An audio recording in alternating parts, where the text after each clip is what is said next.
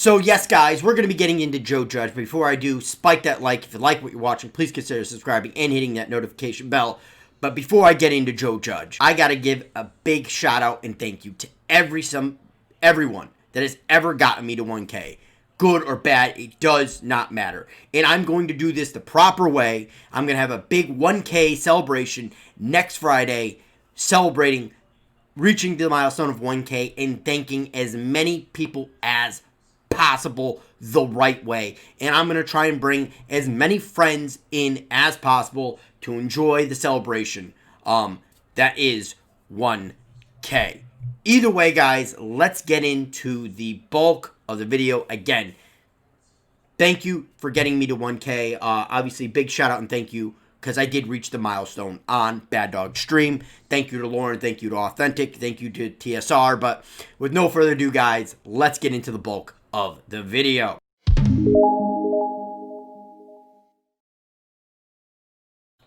So, guys, before I also get into Joe Judge, just want to remind you, I will be live with my man, The Sports Reaction, for UFC 255 tonight on his channel. Be there or be square. But let's get into Joe Judge. And I'll address the elephant in the room, Marc Colombo. You know, Art Stapleton saying one thing, Mike Silver saying another. The thread on Twitter. The one that basically seems like somebody is Mike Silver's mouthpiece and they have some serious sour grapes. And I'm thinking it's Marc Colombo. And I'm calling bullshit. I get Marc Colombo feels like he's in the right. But there's a reason why when Joe Judge stepped in and started coaching these guys the right way, they improved. When a former coach of a player is questioning what your offensive line coach is doing, that is a problem. And there's a reason why Joe Judge's radar said boop, boop, boop, boop, boop, boop, boop, and said, you know what, there's a problem here, and he addressed it. And that's what a good CEO does. Addresses problems. It doesn't matter if it's the janitor or the vice president. Address the problem.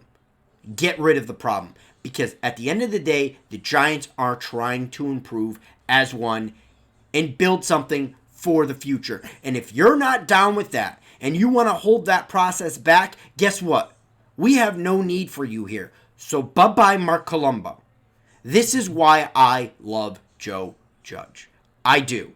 Am I going to sit there and tell you he's a definitive coach going into the future and he's going to be the coach for the next decade? No. But there's a lot of things I love about Joe Judge, and it gives me a lot of excitement going forward as a Giants fan. Not only that, when Bill Parcells gives you a ringing endorsement, and I don't think Bill Parcells has given another coach since Tom Coughlin a ringing endorsement, it gives me that much more confidence. When a Hall of Fame head coach that has had numerous coaches underneath them reach the pinnacle in success, or in the NFL with success, it speaks volumes. And that brings me to my next point. Do you guys think that Joe Judge is a Coach of the Year candidate? Now, again, I understand I'm counting my chickens. And believe me, I'm taking it one game at a time. The next game is the Bengals. That's the game we need to win. That's the game I'm concentrated on. But you can't help but flip through that book and look at future pages. If the Giants go 6-10 or 7-9, which are the records that we're going to need to have a chance of reaching the playoffs because we do control our own destiny, is Joe Judge the Coach of the Year? In my book, he is yes. And that goes against a lot of the rules, essentially, to be the Coach of the Year. Because Coaches of the Year usually have a winning record. Coach of the Year usually make it to the playoffs. Coaches of the Year usually make the playoffs. But in this case, considering that the Giants weren't considered the most talented team, the Giants have a ton of young players. They're still one of the youngest teams in the league. To go through all the stuff he's gone through, between disciplinary action, players that are getting drunk in the offseason, players that are potentially committing a crime but then not, all this different stuff that's been thrown his way, and to be able to handle this, not allow it to get out of control, not allow it to consume your team, fire a coach mid-season, and still keep this thing going speaks volume of the type of person Joe Judge is.